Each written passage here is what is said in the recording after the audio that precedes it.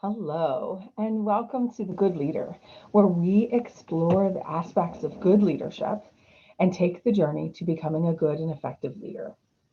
I'm Dr. Julie Donnelly, and my story begins back in 1993 when I started working as a psychiatric technician. I worked on an adolescent unit in an acute care psychiatric hospital.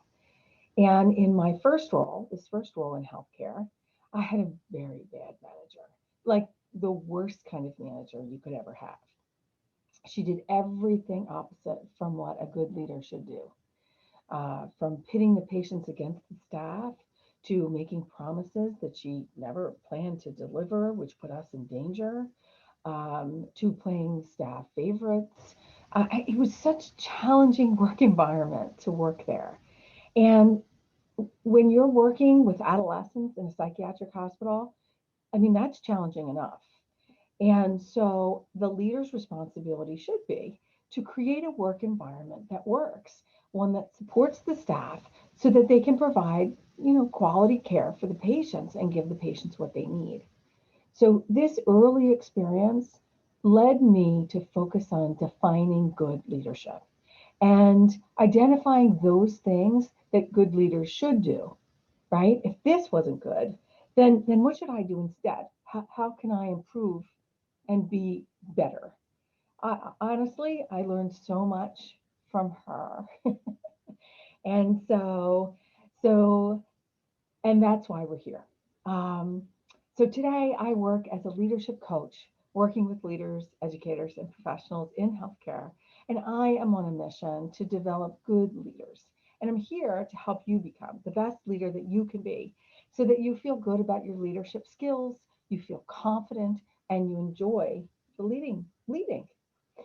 So today's topic, we're going to discuss being promoted or prepared and what you need to know when you've just become promoted. Have you ever found yourself in a position that you were not prepared for? Um, when you move from being a staff member to a manager, or from a manager to a director, or a director to VP or C suite, it can often be a shock if you're not prepared. The focus and skill set required differs from where you were previously. So, especially in healthcare, where people are often promoted due to their competence. So, um, so if you are good at one thing or you're well liked and people know you, those things don't qualify you for the new role. Not that you can't handle it, but you must learn and develop the leadership skills that are going to help you to succeed in the role. And many nursing leaders, for instance, that I have spoken to, actually they were managers for a period of time and then they stepped back because they did not learn to do those leadership skills well in order for them to continue to advance in leadership. And not everybody wants to advance in leadership, so um, it's not a good or bad thing, it's just a thing. And if we want people to be successful, then they have to learn how to lead. So, for instance, at the staff level, your focus is on patient care if you're in healthcare. When you level up into management, your focus shifts to caring about your staff so that they can then care for the patients. So, your job is to ensure that the staff have everything they need to get the job done well.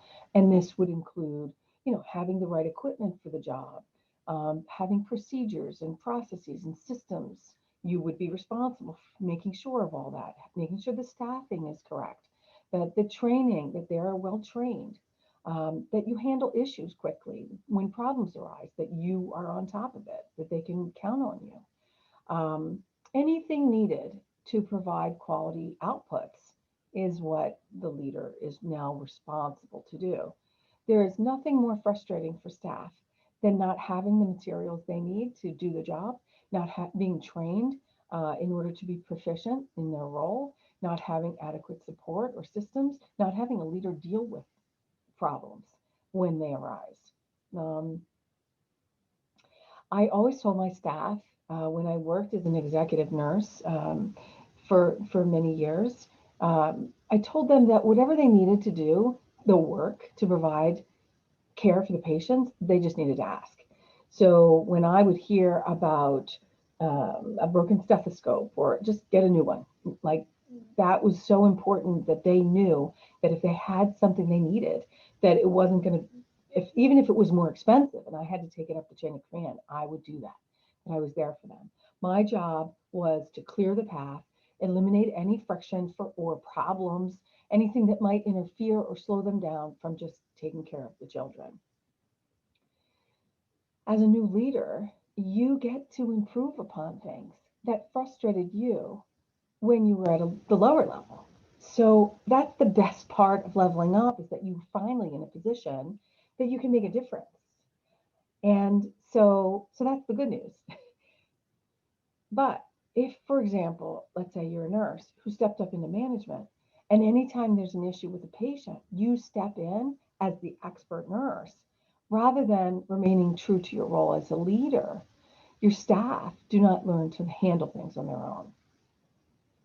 So you're taking on tasks that are other people's responsibility. At some point, they need to become the expert nurses, and you're the expert at helping to support them from behind the scenes. Um, Otherwise, people then rely on you to get the job done for them rather than providing the support, direction, instruction, and helping them to critically think so that they can learn and develop those skills. Um, your staff, they need support, they need advice, they need direction. They don't need you to do the work for them. They need to be led and taught and trained. Now, this doesn't mean that you never help in a pinch. In fact, this is one way you actually bond with your staff and create that trust. It lets them know that they can count on you when they're in a bind. One year, um, we were so short staffed that I worked several night shifts over the course of the summer, and until we could get the position filled. And if I did that all the time, then my work would not get done, and no one could do my work. I could do theirs, but they couldn't do mine.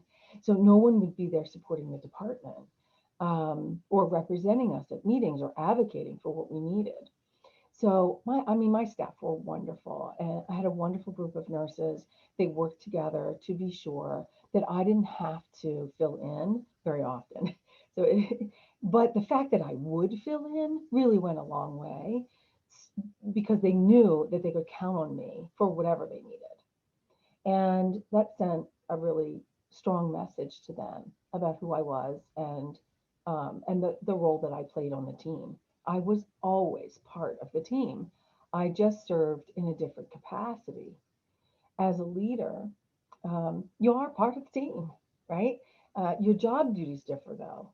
And although they may not see what you do, they need to know and believe that you have their back and will support them, represent them, and take a stand for them and the department. And they recognize this based on your behavior. So your staff really are depending on you to lead. All right, so where do you start? You're in this new role. There's three things, just three. We'll start with three. The first step is to complete a needs assessment. So, what do they need? Get to know your staff. You do this by meeting with them one on one, and you can have staff meetings to open the line of communications with you, with each other, and to build that communication um, with everybody there. Ask a lot of questions. Even if you were in that department as a staff person, you now have a new role. What do the people there need for the department to run smoothly? And what do they need from you, their new leader? What are they looking for? Do not assume that you know what they need. You may know, but ask first. This will help you to clarify your vision, which is step three. We'll talk about that in just a minute. But you also want to ask other departments. You want to get a handle on what's really going on and how is the department perceived or your unit or whatever. How is that perceived by others? And what problems would they like you to fix? Other department heads or other leaders. Meet with them, introduce yourself, get to know them. What would they like to see? What's on their wish list from your area? They may have problems that they see, that they experience that you need to know. So again, this is your needs assessment. And this is an important area for exploration so that you can get a sense of how to then begin leading. Okay, so step two, your people want to know who you are and what you stand for. What can they expect of you? What kind of leader are you? And even if you were already known to them, your focus is changing. And so they need to know who you are as you step up into this leader role and how they can, what they can expect of you. So remember, people like routine and structure. People cling to the status quo. Now they have this new leader. They're scared. So assume that people are scared. They want to know how you plan to change things. How are you going to rock the world? The way to move beyond this fear is to understand where it's coming from and validate it. Yes, it is scary, and I have your back. We're going to be great. We're going to get through this together. So, what are your values as a leader? What's important to you? When I began my role as a director of nursing, I held a staff and met with everybody, and I held a staff meeting pretty quickly early on. And I shared my guiding leadership values, which were, and are respect, integrity, and fun. Everything I valued and that was important to leading and to me fell into one of those three categories. So communication, how we treated one another, how we treated others, other departments, how I handled problems, the standards I held my staff to, all about respect, all about respect. Um, Integrity.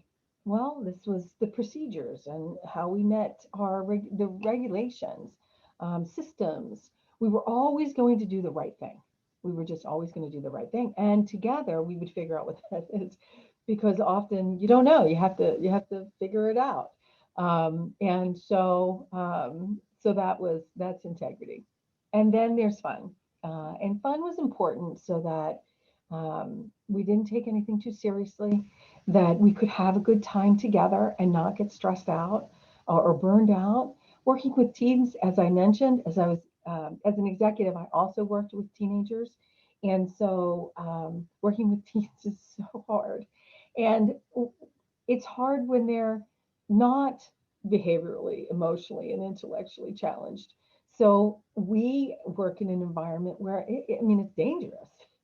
So the least we could do is be good to one another and enjoy our time together. And we built a great team that really enjoyed working together to handle the difficult work. So you couldn't change the work, but we could make it fun and enjoyable to be together. And that was my aim. But here's the thing. They didn't know me. I could have said anything that day, and it may have sounded great. But I had to show them. I had to show them with my actions day in and day out that I meant what I said. I had to prove myself to them and to the other department heads, to the higher ups, my boss. And this takes consistently walking the talk over time. Okay, so that's the second thing. The third thing is, what's the vision for how you want the department to run? You have a sense now of the needs, you know what you value. And so over the first couple months, you're going to be gathering this intelligence. So what do you see? What do you see as possible for the future of your area? One of the first things that I learned when I started the role as director was that my staff they were very frustrated. They did not feel valued, and they felt that they were the dumping ground, that people would order them around. And, we take orders from doctors, but we shouldn't be taking orders from, lay people. And this was a huge problem. It was a huge problem. It was one that was pretty pervasive. And there were lots of ways that this showed up. I don't know how we got there, but we needed to make a change. And so it took time to identify those ways in which the nurses were treated poorly. And in order to change um, all of those things, but we did it, and it took time. It's like a big mountain that you have to climb one step at a time. And today, obviously, today the nurses are very well respected and an important part of the workforce, and they feel valued and they have a voice, and people listen to them when the nurses have something to say. And that was really important to me. This was a great shift to achieve. Didn't take It took a little time, um, but it was well worth the effort and the intention that we put on making that shift occur.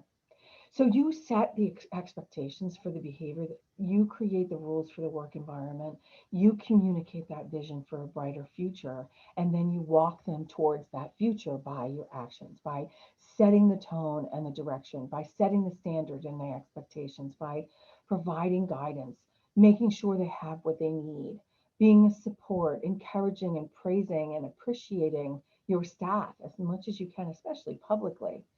Um, you handle problems quickly. And we'll discuss this in a future video, but when problems are brought to you, you need to deal with them. It's very challenging as a leader to confront staff or to confront issues, and often we're not taught how. So we'll talk about that in the future. But a lot of times they test you, especially in the beginning. Your staff will test you to see what you're going to do with that problem, and do you have their back?